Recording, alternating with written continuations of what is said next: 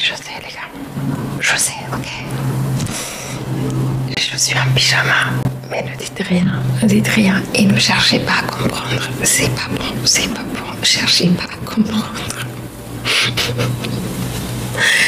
Hey guys, j'espère que vous allez bien et bienvenue dans cette nouvelle vidéo de la série Ce que vous ne savez pas. Et aujourd'hui, on va s'attaquer à un sujet qui concerne beaucoup de gens et sur lequel je reçois vraiment beaucoup de questions. C'est tout simplement l'acné. Que ce soit à l'adolescence ou même à l'âge adulte, l'acné peut être un vrai calvaire. Je sais de quoi je parle. J'ai pas été très acnéique, mais j'ai eu une peau à un moment donné à tendance acnéique, donc je sais de quoi je parle. On entend tout sur ces causes, sur ce qui aggrave les boutons et sur ce qu'il faut faire ou ne pas faire pour en venir à bout. Alors aujourd'hui, je vais vous donner des infos précises basées sur des recherches scientifiques, des témoignages et des astuces concrètes pour atténuer ou éviter l'acné. On va surtout pas l'activer. Donc c'est parti.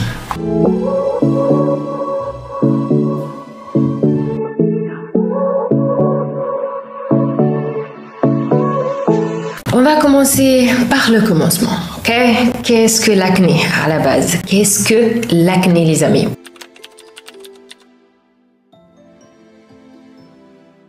Pour commencer, l'acné c'est une maladie inflammatoire de la peau qui se produit quand les pores sont obstrués par un excès de sébum, des cellules mortes et parfois des bactéries comme Propionibacterium acne. Voilà, vous avez compris, c'est très scientifique tout ça. Donc les causes de l'acné sont vraiment multiples.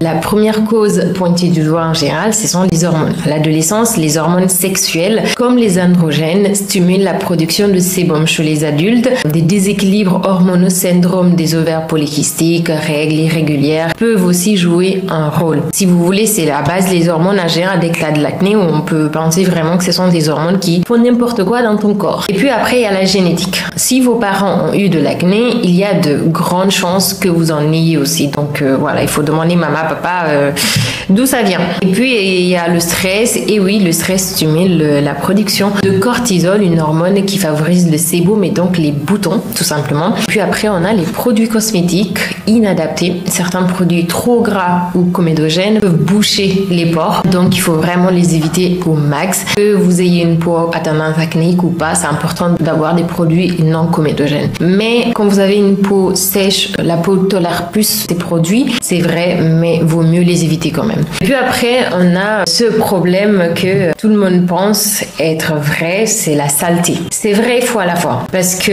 la saleté en elle-même, c'est pas bon. Donc il faut bien se nettoyer le visage, mais pas trop. Donc ôtez-vous de la tête l'idée que l'acné est seulement lié à la saleté, parce que dès qu'on voit une personne avec beaucoup de boutons, les gens commencent à penser vite que c'est une personne sale. Parce qu'en réalité, ce n'est pas le cas en fait. D'ailleurs, se laver excessivement le visage peut même aggraver l'irritation.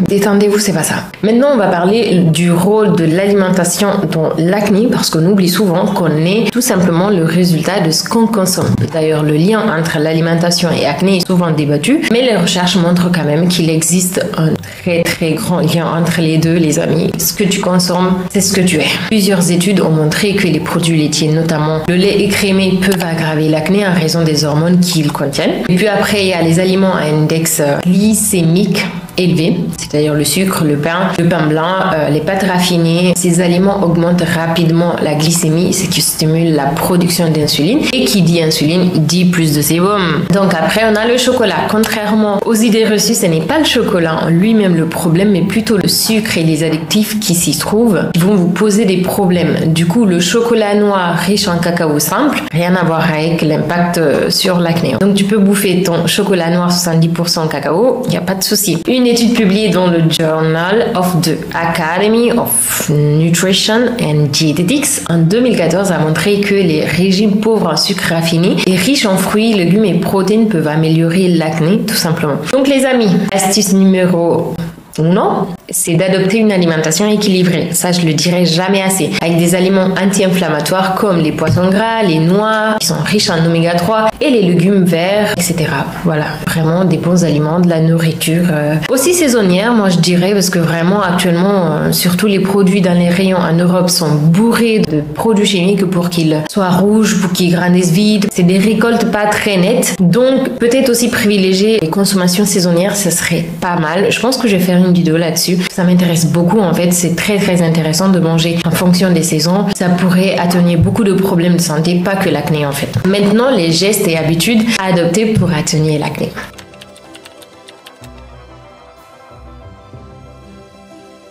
Dans cette partie, je vais vous montrer quelques gestes concrets pour aider à réduire l'acné. Le premier, c'est tout simplement nettoyer son visage en douceur, ok?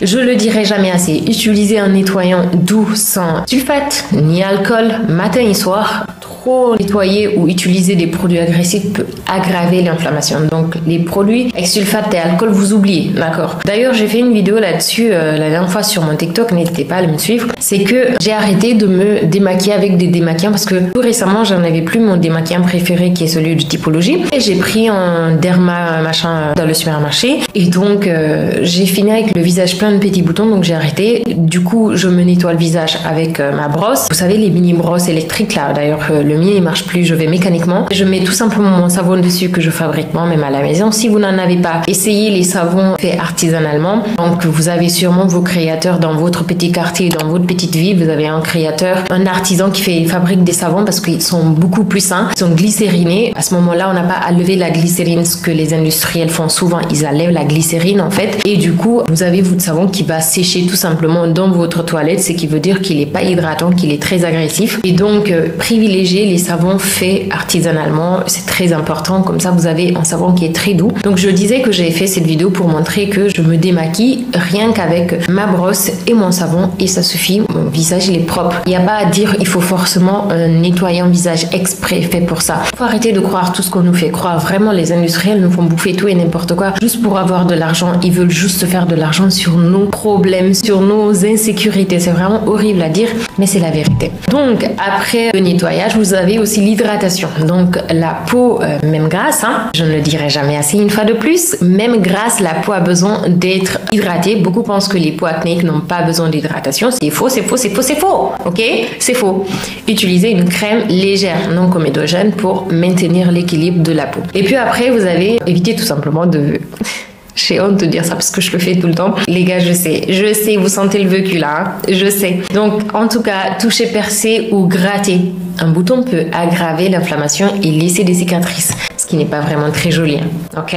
Ça peut durer longtemps. Moi, j'ai des cicatrices qui partent avec le temps, mais pendant des mois, j'ai des cicatrices vraiment très noires, très pigmentées, qui sont pas très jolies sur mon visage. Donc, voilà. Laissez-les guérir plutôt naturellement ou utiliser des patchs anti-boutons. Il faut pas oublier aussi que percer son bouton va créer un autre parce que voilà, vous êtes en train de faire proliférer tout simplement les microbes et il faut arrêter ça, ok? Ok, voilà, il me sort douce, ok. Bref, et puis en 4, on a adopté une routine minimaliste, les gars. Minimaliste et efficace. Là aussi, je vous le répète tellement. Plus c'est simple, mieux c'est. Les industriels, une fois de plus, nous font croire qu'on a besoin de 10 000 produits pour une bonne routine, mais c'est faux les gars. Il suffit d'avoir les bons ingrédients et c'est fait. En l'occurrence, pour les peaux acnéiques, privilégiez tout simplement les ingrédients comme l'acide salicylique pour désincruster les pores, la niacinamide pour calmer l'inflammation et les rétinoïdes pour tout simplement réguler ou pour un renouvellement cellulaire. Encore une fois, le surdosage, ok? Pas trop de produits les gars. Trop de produits tue les produits.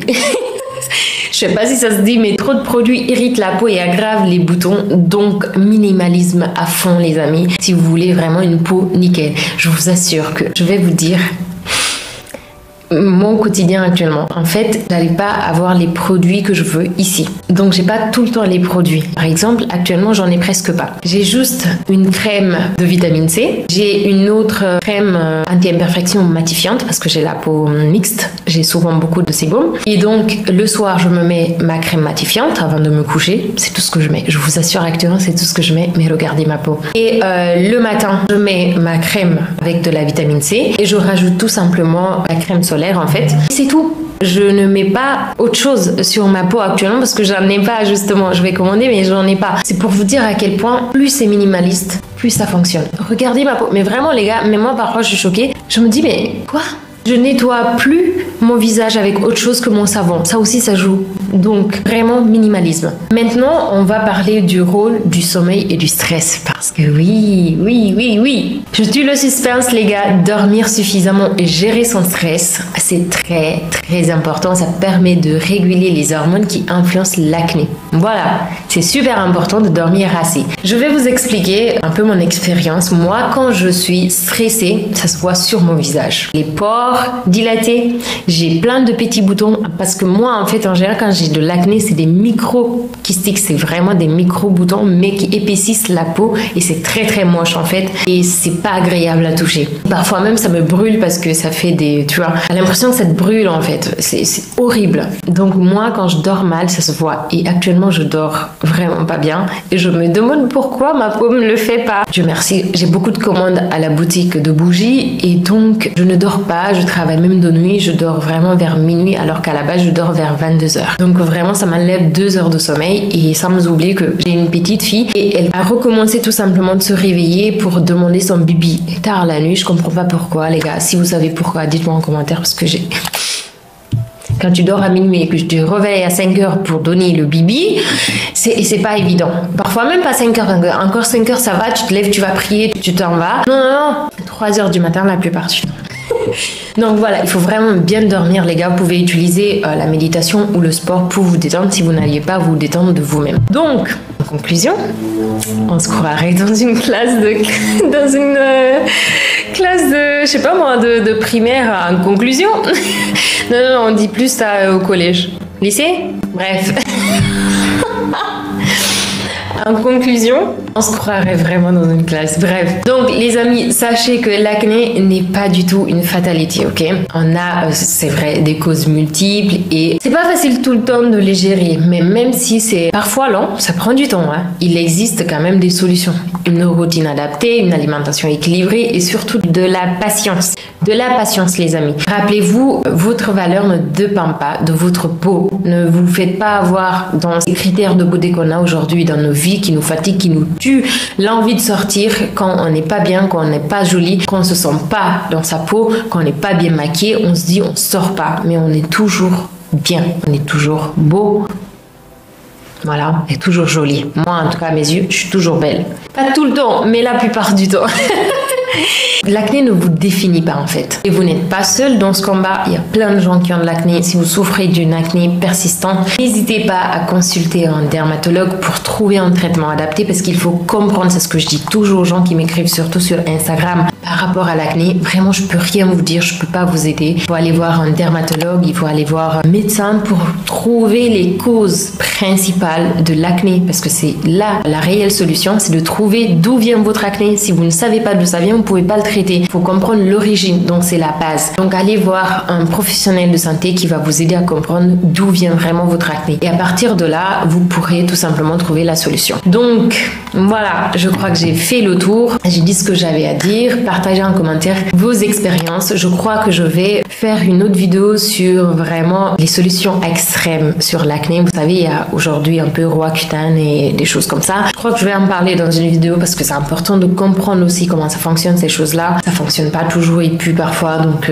voilà, c'est pas très écologique, c'est pas très bon pour la santé non plus. Voilà, je pense que je vais faire une vidéo, une recherche très approfondie là-dessus et je vous proposerai une vidéo là-dessus toujours sur l'acné. Et sur ce, voilà, je vous demande gentiment de vous abonner, de laisser en commentaire vos expériences, vos astuces ou ce qui a marché pour vous si cette vidéo vous a plu. Pensez à liker les amis, à vous abonner une fois de plus. Activez la cloche, surtout parce que parfois même quand vous likez, vous abonnez, ça suffit pas. Activez la cloche pour faire comprendre à YouTube que vous avez envie de recevoir mes vidéos quand j'en poste. C'est pour ne pas rater ou manquer les prochains épisodes quoi. Donc sur ce, je vous dis à très très bientôt. Prenez soin de vous les amis, des autres et ciao.